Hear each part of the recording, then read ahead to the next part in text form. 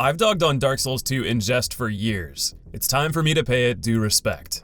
It offers the best build variety in the trilogy, fantastic level design and world interconnectivity to route progression, and the single most powerful item in the entire franchise, bonfire aesthetics. Today I'll be detailing how I harmonize these strengths to build an unstoppable boss killer, not of the lightning rapier variety. This means, like the previous Dark Souls ranking, I will be breaking the early game mold to rush endgame power. I noticed a handful of comments saying this compromises the ranking. I look at this as I've already done community difficulty rankings. We're not getting more objective than that. I've done countless challenge runs, soul level 1s, weapon randomizers, speed runs. That content still exists if you want to see these games at their hardest. Whereas this is a unique perspective I haven't shared before. One of a veteran to the series who is curious how well bosses bludgeoned by game knowledge and experience hold up. That may differ greatly from your own experiences or preferences for playing the game, but I ask that you keep an open mind. I'll do my best to make this an entertaining approach. After all, these videos are for fun. And on that note, behold, the Ultra Chode Sword! We're going in wide. The only thing girthier is Jenny Dreg of Erdtree Peak. Covetous Demon has offensive terror on par with a toppled turtle. In the unlikely event you fall victim to its belly flops, healing is nigh guaranteed during the ensuing wheezes from exertion. No matter whether you're a seasoned veteran or a toddler that can barely hold a controller, I cannot overstate how benign lipo-sucking the Diabetes Demon is. Rather than a buffet of the caloric variety, how about we partake in a feast of souls to bolster our own build? You'll find the truest source in Black Gulch. It may be filled to the brim with toxicity, but underneath its venomous exterior lies an upgrade treasure trove. Killing the facehuggers awards both large Titanite shards and Titanite chunks. You can use these to power the ever-reliable rapier and murder the rotten. Raid the Sunken King's castle for a few bonfire ascetics and copious dragon bones. Then reignite the rotten a few times to devour 1,000,000 souls. This allows early access to Drangleic Castle, the only restricted location of Dark Diver Grendel. He sells a whopping 10 ascetics, allowing you to destroy the Rotten's entire lineage. Level 2 obscene heights, turn a New Game Plus Rotten into our prize Thick Blade, and smash it to max upgrade. And all we had to do was fight the Rotten, Scorpioness Najka, the Rotten, the Rotten, the Rotten, the Rotten, the Rotten, the Rotten, the Rotten, the Rotten, the Rotten, the Rotten, the Rotten, the Rotten, the Rotten, the Rotten, the Rotten, and the Rotten. I think that was too many Rottens. I was now ready to unleash my great popsicle upon the bosses of Drangleic. This is the absurdity of bonfire ascetics. Take the Emerald Herald's advice to heart and consume larger souls until you're overflowing with power. Again, I want to reiterate, this is not a first-timer's path. We are manipulating the game to our whim and seeing what bosses can withstand it. Certainly not the last giant. His cutscene lasted longer than his pathetic attempt at a swipe into a deadly stunlock. Well, Dmod, you have over 200 levels and a sword wider than the giant is tall. Obviously, you're gonna curb stomp him. Counterpoint, ankle biting the giant was never difficult. Even rushing him the moment you spawn, all it takes is R1 spam, mild attention to positioning, and stamina moderation between easy to evade stomps. Without the need to bother, he goes from easy to a cakewalk, barely outlasting Jabba the Gut. Perhaps all the last giant needed was wings to fly out of my reach. Aldia referred to that mythical beast as Guardian Dragon. The flames are your only threat, and that's more because you'll be bored to tears waiting for them to end, lulling you into impatient mistakes. Not that you couldn't huff life gems to withstand any mishaps anyway. Little more than a pesky gnat, there couldn't have been a more trivial gatekeeper to the draconic theme park above. From those soaring heights, let's sink down into old Iron King's hole. It's all the lava slug ever had going for him. Its secret magnetic pull has claimed more victims than the demon himself. He managed to maintain an illusion of difficulty, as minuscule as it may have been, by allowing infrequent melee damage. With a longer fight, the greater likelihood of getting vacuumed into his pit became. Enter Dark Orb, slingshotting him in the face. With a fast cast, high stock, frequent stun, and chunky damage, the previous illusion was shattered. He's Moonlight Butterfly landing more often without the bumpers on the arena. And just like that flying stick of margarine, casters have an extreme advantage that melts him into the bottom tier. Wizard begins with W for a reason. Melee monkeys fighting Demon Asong get ass blasted for a poorly dodged combo. No exaggeration. A counter hit from Frogface is a lethal lullaby. Why put yourself in harm's way when you can fire semi-auto dark orbs from a distance? The demon makes half-hearted attempts to close the gap, but by comparison to the earlier Thunder Smack, the damage is laughable. With no effort whatsoever to balance difficulty for ranged, Demon Asong's charting in the basement. And now maybe you're thinking, Magic's OP. Prowling Magus and congregation bring us back to Earth to show its weakness in full force: immobility.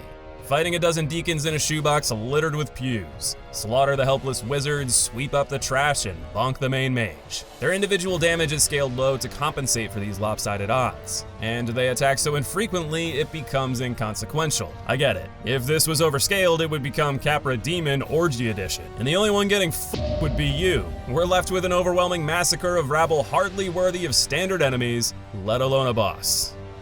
It's no coincidence Royal Rat Vanguard ranks in the same league, showering us with vermin instead of preachers. The statues help to break up the overwhelming odds, but their chomps can add up over time if you're careless about life gem uptime. And that's about all the credit they get. I spent half the fight hoping to use Dead Again to turn their bodies into nukes, stopping them from respawning, which did not work. Amidst my failure, I had zero trouble healing and culling the 10 rats required for the boss to spawn. It drops in a consistent spot, making this easier than ever for those in the know.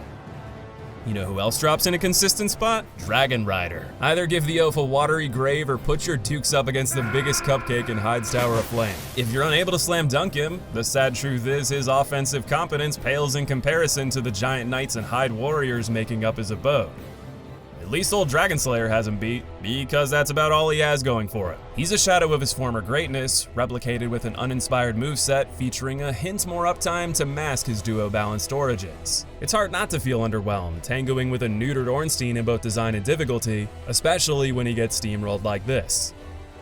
All hope isn't lost. Flexile Sentry is bursting with creativity and potential. You're expected to balance two separate movesets in slowly rising water, accelerating your push for a swift victory. Easier done than said. The water rises at a snail's pace, making it trivial to bait attacks, backstep, and punish. More importantly, the dual core of this design is woefully underutilized, often fighting most or even all of the battle with one side. It can be frightening for newcomers, but Flexile is all bark and little bite.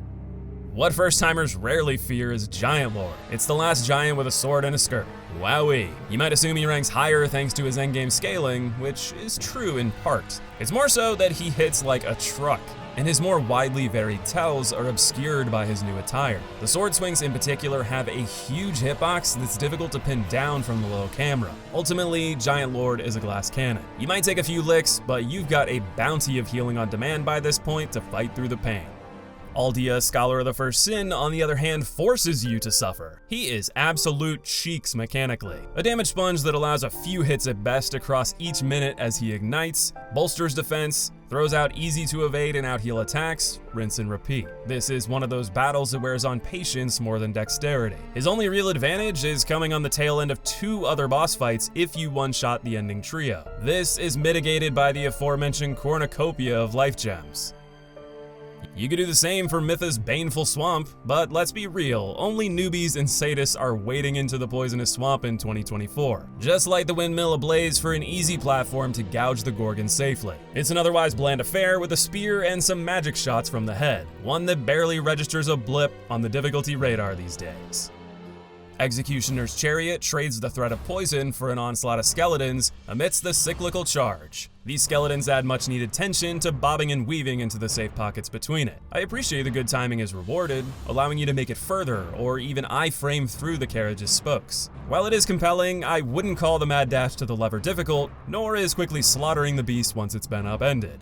Whereas skeletons are an appetizer here, they are the main course of an overwhelming tasting menu of terror against the skeleton lords. Like one of those nightmare-fuel spiders that breaks into 100 mini-monsters, extinguishing a lord ignites an army of skeletons in retaliation. Difficulty here comes not from any particular move, but the potential to be outmatched by sheer numbers. Especially if you fail again to use dark magic as corpse nukes while you get bone-wheeled into oblivion. You're better off playing Ring Around the Bone Pile, lining up deadly strikes.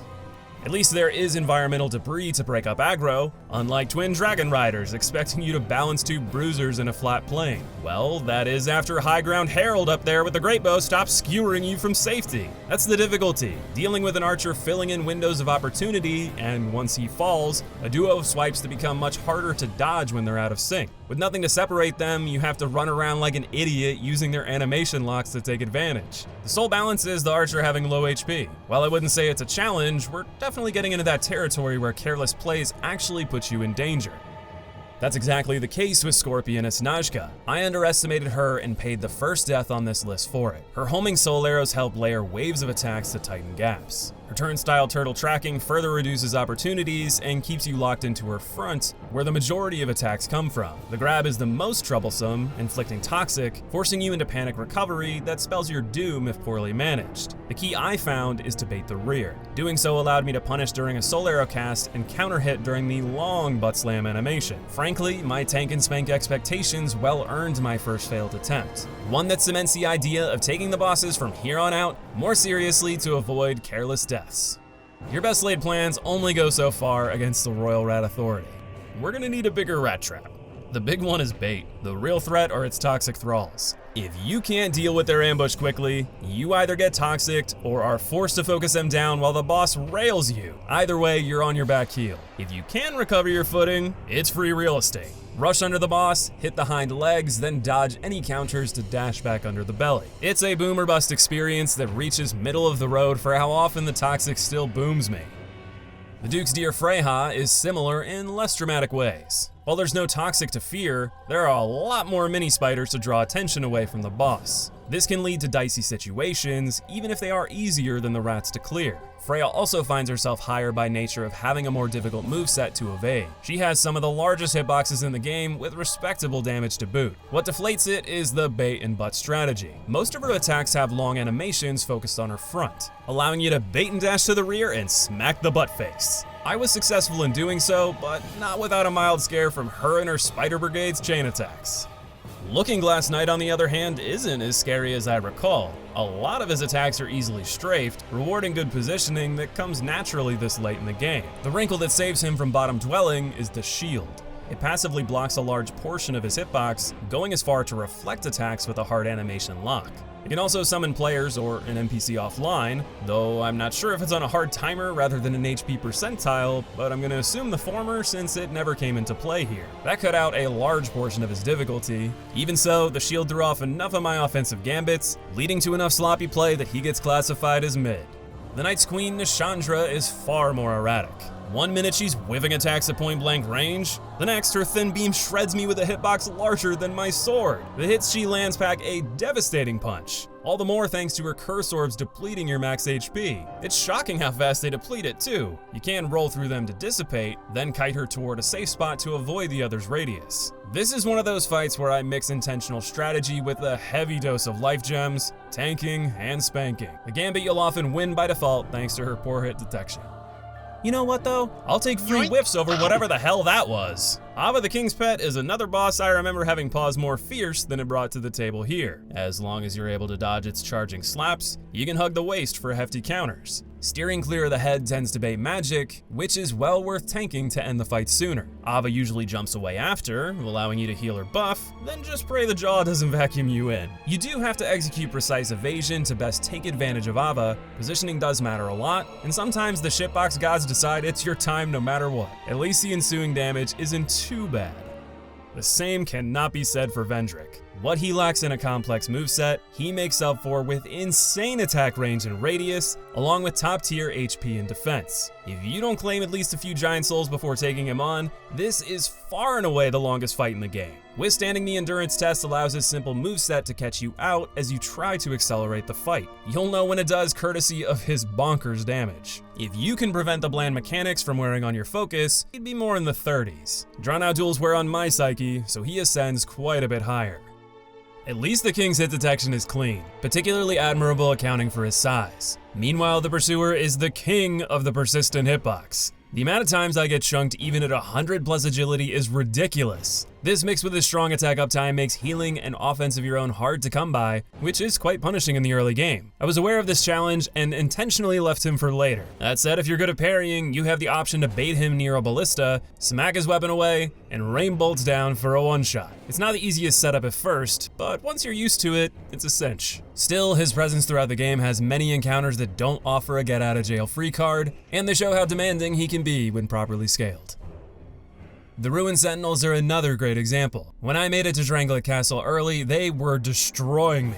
Their excellent range, minimal downtime between attacks, and moderate damage adds intense pressure. Now fight 3 of them at once. Well, in theory, you can take advantage of their clever design, allowing a brief one-on-one on the entry platform before the second jumps up. My painful derust in the castle well prepared me for their moveset, allowing me to easily dispense of the first. Then the second after it jumped up, then dropping down to finish the third. This becomes considerably more chaotic in the early game, which is why I always leave them for later. If you didn't, we'd be seeing a leap into the top 10.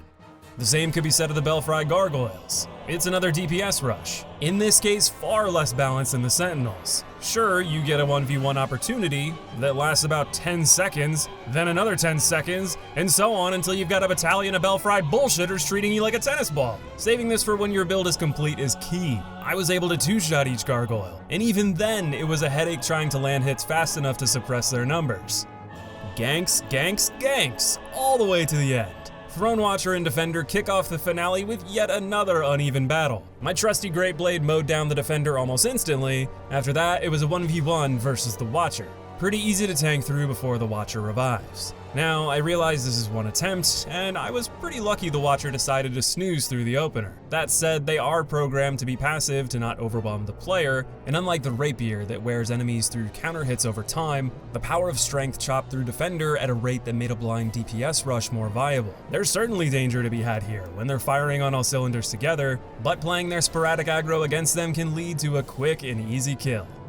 There's perhaps no boss in the entire series I've killed more than the Rotten. The most accessible soul pinata in Drangleic, I funnel every bonfire ascetic into raiding Black Gulch for the old one, Dead Soul. You'd think after all that time, I'd find him trivial, and to a large extent, I do. I know his mechanics like the back of my hand, the animation recovery on each, how to perfectly manage stamina to make the most of those windows. I even know how to juke most attacks without dodging for maximum attack uptime. In spite of my advantages, the Rotten is always one mistake away from becoming life or death. His damage is hefty, especially when you're sprinting to maximum New Game Plus cycles. The short gaps between attacks and wide move pool that includes input read frame traps at a distance to prevent careless healing. You have to earn every single opening, and a single dodge miss after a mistake spells death and the loss of hundreds of thousands of souls. What I appreciate is that even with moderate agility, hitboxes are fair and well illustrated. If you die here, you have no one to blame but yourself. With the pressure the Rotten exerts, that's more likely to happen than anything thus far,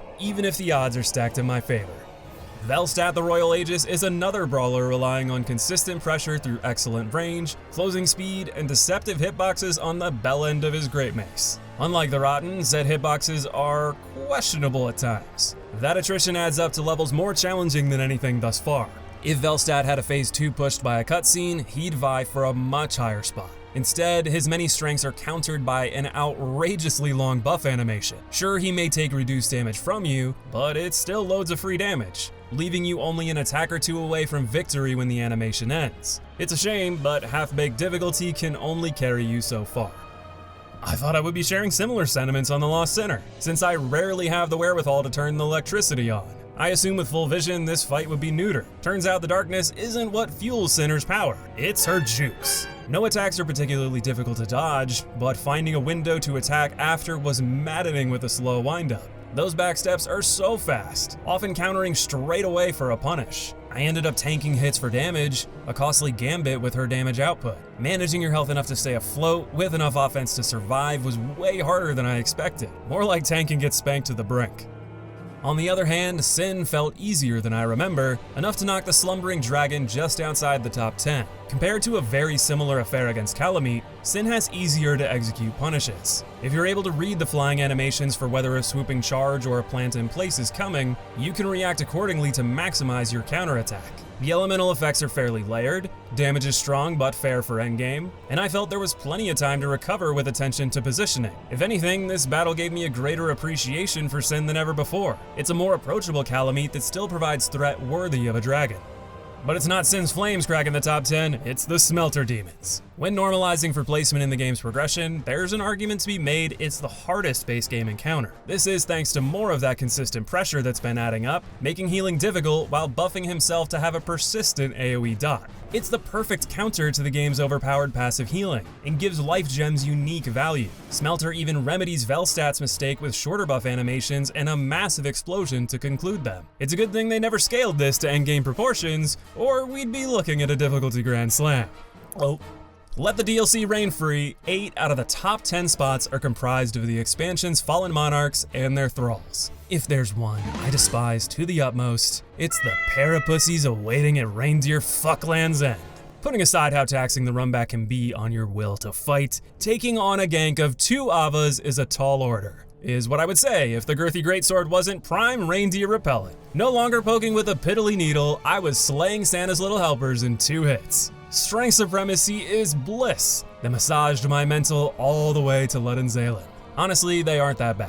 You KO one almost fully by the time the second joins the fray. It's basically a long endurance test against one Ava after another, with the latter getting a minor healing and damage buff. They do have enough damage and gank potential to outshine the laundry list of rabble we've sifted through, but they pale in comparison to many of their DLC compatriots. The gank squad followed this pattern. I recall sprinting wildly for my life against all 3 NPCs. Fighting closer to the door kept the archer out of the fray, allowing easier kiting between the other 2. Easier, not easy. Timu Havel's chicken bone has filthy hitboxes. I think he chunked more off hitting my big toe than actually landing a meaty blow on me. But as long as you're patient, sprint around the twists, turns, and elevation to get an advantage, and off life gems like your life depends on it, you'll outlast the trio. If there's anything to give me pause, it's bosses confident enough to monologue while you freely attack. Alonne the Squalid Queen plays the mage role well, continuing to be stationary as the battle proceeds, with the exception of teleports, and reaching forward to give you a deadly kiss. If it was just Alonne, the blend of spells, teleportation, and melee wouldn't be enough to push her beyond mid-tier. It's her gang of golden skeletons that distracts well enough to make her magic more oppressive that elevates her. What pushes her into the top 10 is the horror of Velstadt. I was lucky enough not to be graced with his presence this go-around, but I'm ranking knowing well my attempt was a lucky roll. Straight up, Velstadt is plenty for the player to handle solo. He was never designed to have a boss tier mage accompanying his already high-octane offense. Elena with Velstadt is arguably worthy of top 3, averaging her out with a solid baseline that lands her here. Now let's plunge into the abyss for the unchanged, hardest base game boss, Darklurker. While my dark scaling weapon was at a big disadvantage, the wide range was a big boon for the second phase over the rapier's poor crowd control. As an individual, Darklurker's assortment of melee and range magic isn't too bad. There's ample opportunity to strafe the melee attacks for a hefty punish. When there are 2, it felt rewarding to make the most of them being stacked with the aforementioned huge swings. Dealing with Darklurker's offense twofold pushes him here, where poor aggro timing can make viable evasion non-existent as they fill each other's openings. The damage they deal in tandem is equally spicy. Even so, staying in close and making the most of stacked opportunities kept this from being quite as difficult as the top 5. A collection we're kicking off with the burnt Ivory King. Like Alonne, difficulty here scales based on certain factors. This time, however, they're within your control. Collecting the Lois Knights evens the odds in the initial chaotic ad phase. Their real purpose is to seal the gates, preventing their respawns when the king appears. If you collect all 3, in addition to the default one, you'll even get help against the king himself. Regardless of what numbers you bring to the table, the introduction depletes healing reserves before the real battle begins. The king himself is brutal. He dashes around at speeds far beyond yours, has unbelievable attack range, with some of the highest damage in the game to match. He'd be plenty difficult to deal with on his own. It's even worse when a lagging pyromancer interrupts your focus. What keeps him from greater heights is the ability to downscale the difficulty with diligent exploration, too much of the difficulty being front-loaded into a phase he's absent in, life gems somewhat trivializing its purpose, and a moveset that is tough, but more manageable to deal with than what's to come. If there's an antithesis to manageable, it's the Ancient Dragon. You have to be on the edge of your seat throughout the game's longest endurance fight. If you are even a hair too late without precise movement away from the center of its soaring flame breath, you're getting hit. A little slower and you'll get multi-hit for a guaranteed death. This constant fear of death stresses me to high hell, but I can't afford to greed my nail clipping out of fear of the flame flight, or being counter-hit for a sudden one-shot. Take your patient single hits, meter your stamina to full, check the wings, then maybe taking another attack is viable. If you miscalculate, say goodnight and enjoy the long run back and starting from scratch. It may miss the hardest boss in the game by a few spots, but it is far and away my most hated. You'll never believe who I warmed up to this time. With Blue Smelter Demon, the feeling is mutual. Like his toasty orange cousin, you'll be fighting against the persistent damage clock to outlast this fiery devil. Now, I've complained a lot about his reuse in a paid DLC, and I do think that's a valid point, but I realize here that my primary frustration is about the run back. There's no shying away from it. It's horrendous! After realizing how fallible reindeer are with sturdier tools, this takes the cake for the worst in the game. Either plod through a long cavern of out-of-reach sorcerers that weigh you down while faster footmen gank you, or take a single attempt at a mad dash through a hellish hallway. If we can put the difficulty of reaching the demon aside, the actual difficulty with the boss stems from facing an already challenging mid-game boss with endgame stats. On top of that, he remixes the Orange's moveset with off-kilter timings, delaying many attacks to manipulate muscle memory. The biggest example is the 3-part combo. The second attack has such an absurd delay, it gets me every time. Yet he gives a lot of reprieve as well. It's very realistic to pop life gems if you use the buff windows and jumping slams wisely. That's enough to put distance between him and the final two, who are in another league.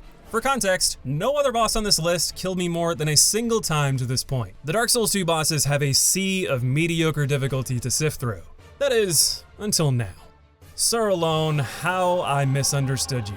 His attack animations have long recovery times, perfect for exploiting with the busted rapier counter damage. More than that, fast attack speed was such a boon against him. He is the lost sinner on speed. He can backstep and counter before my counterattack animation even ends. It was so difficult to learn how to punish him with a long windup, especially when my stamina was depleted through constantly dodging his assaults. If I chose to take openings I did find, I'd be out of stamina for his follow-up. His tracking is god tier, with his thrust pivoting towards you until the last second, as evidenced by some hilarious stab shitboxes. If he gets it off, his attack speed and damage increases dramatically. Just what I needed. What I really needed was time to focus solely on learning how to approach his strengths with a heavy weapon. Time I was not afforded by the second worst run back in the game. A horde of his knights ganking you all the way to the fog. Making a mad dash for it is a fool's errand, either resulting in your death or being boxed out of the fog passage animation. There's no checkpoint since it's a memory, it is a full run every time. I genuinely think Sir Alonne would have been easier if my reps weren't interrupted by 3 to 5 minute runbacks. It drove me insane. Eventually I found out how to exploit the tight openings, manage my stamina efficiently enough to survive, and how to keep composure on the brink of death to not panic heal. This was insanely difficult for me, and is far and away the boss that changed the most in my eyes in this entire video series thus far. But even that impression wasn't enough to surpass my undisputed choice for Dark Souls 2's hardest boss, Fume Knight. Overconfidence is a brutal and merciless killer. Bouncing across all these cupcake lily pads on path to this DLC, I thought it was me who'd gotten good. No. Rame still reigns supreme. His greatsword makes mine look like a twig. Boasting insane reach, multiple combo routes off both the main blade and offhand, long delays before canceling or continuing combos in what feels almost like input reading, arena-length gap closers, brutal stamina demand, high damage, extensive hitbox duration, the list is endless, as are my deaths by his hand. Like Alonne, I suffer greatly from my swap to strength. The slow windup and large stamina costs made it difficult to manage endurance between all the dodging. I was especially cursed by my rolling attack short range, whiffing many times when a small delay on my attack input would have net some safe damage. Fume is every bit as difficult as I remember. Not a single challenge in Demon Souls or Dark Souls held up in full to my memory. Fume Knight is every bit as imposing as the day I first encountered him, and even threw me for a new loop with the strength-based stamina management. He is the unrivaled king of Dark Souls 2 difficulty, and bears a mighty crown amongst the entire franchise. I have to say, I had an absolute blast revisiting Drangleic. Exploring the levels and crafting my build route was so exciting, but the bosses themselves leave a lot to be desired.